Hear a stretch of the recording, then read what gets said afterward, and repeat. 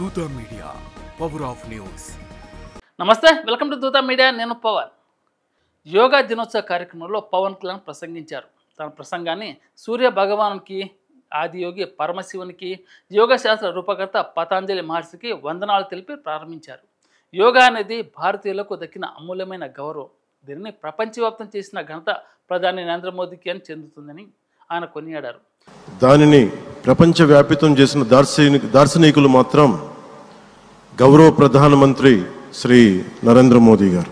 యోగా ద్వారా భారతీయ సనాతన ధర్మం యొక్క విశిష్టతను విశ్వానికి చాటిన దార్శనికుడిగా మోదీని అభివర్ణించారు.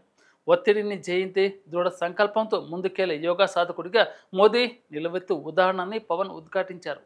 2014లో ఐక్యరాజ్య సమితిలో మోదీ ప్రవేశపెట్టిన యోగా దినోత్సవ తీర్మానానికి 177 దేశాలు మద్దతు ఇవ్వడం ద్వారా 2015 నుంచి అంతర్జాతీయ యోగా దినోత్సవం అధికారికంగా జరుగుతుందని పవన్ గుర్తు చేశారు.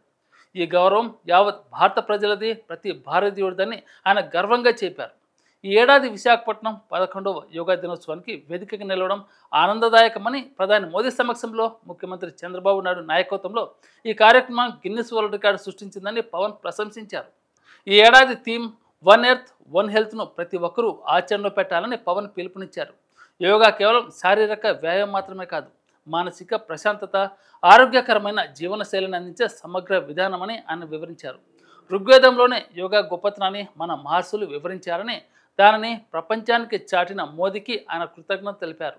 ఈ కార్యక్రమంలో పాల్గొన్న గవర్నర్ అబ్దుల్ నజీర్, ముఖ్యమంత్రి చంద్రబాబు నాయుడు, కేంద్ర మంత్రులు కింజారపు రామ్మోహన్ నాయుడు, ప్రతాప్రావు జాదవ్, ఇతర రాష్ట్ర కేంద్ర నాయకులు, అధికారులు, లక్షలాది ప్రజలకు పవన్ ధన్యవాదాలు చెప్పారు.